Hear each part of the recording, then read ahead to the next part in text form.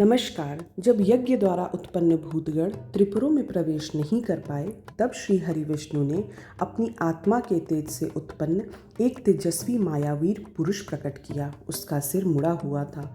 उसने अत्यंत गंदे वस्त्र पहने हुए थे। उसके एक हाथ में झाड़ू और एक हाथ में लकड़ी का कटोरा था। उसने अपने मुख पर गंदा वस्त्र लपेट रखा था। व्याकुल वाणी में उसने श्रीहरि को प्रणाम किया और पूछा, प्रभु, मेरी उत्पत्ति का क्या प्रयोजन है? भगवान, मैं कौन हूँ? इस पर श्रीहरि ने उत्तर दिया, हे वत्स, तुम मेरे ही शरीर से उत्पन्न हुए हो, इसलिए तुम अरीह नाम से जाने जाओगे। तुम्हें मैंने एक विशेष कार्य के लिए उत्पन्न किया है। तुम बड़े मायावी हो।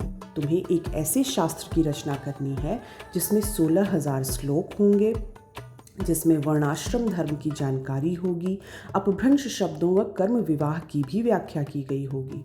इस शास्त्र की रचना करने के बाद तुम्हें इस शास्त्र का ज्ञान दैत्यों को देना है।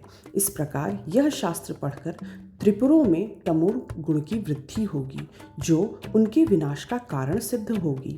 मेरी कृपा से तुम्हारे इस धर्म का विस्तार होगा। त्रिपुरों में अपने ज्ञान को प्रकाशित करने के बाद तुम मरुस्थल में निवास करना। तुम्हारा कार्य कलयुग आने पर ही पुनः प्रारंभ होगा। ये कहकर श्रीहरि अंतर्ध्यान हो गए। इस प्रकार श्रीहरि की आज्ञा से अरीह ने 4 मुख्य शिष्य बनाए। उनका नाम कृषि, पति, क्रिय और उपाध्याय था।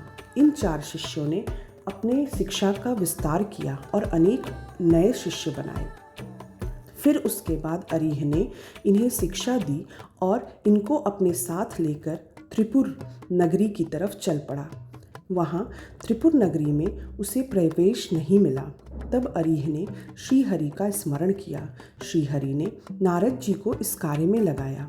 तब अरीह अपने शिष्यों के साथ नारद जी की मदद से त्रिपुर में प्रवेश कर पाया और अपनी माया से वहाँ अपनी शिक्षा का प्रचार प्रसार करने लगा।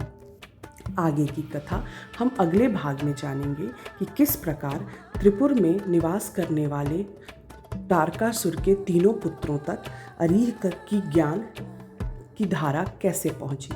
आशा करते हैं आपको आज का वीडियो पसंद आया होगा। हर हर महादेव, जय श्री राम। इसी तरीके से आगे की कथा सुनने के लिए हमारे साथ बने रहें। धन्यवाद।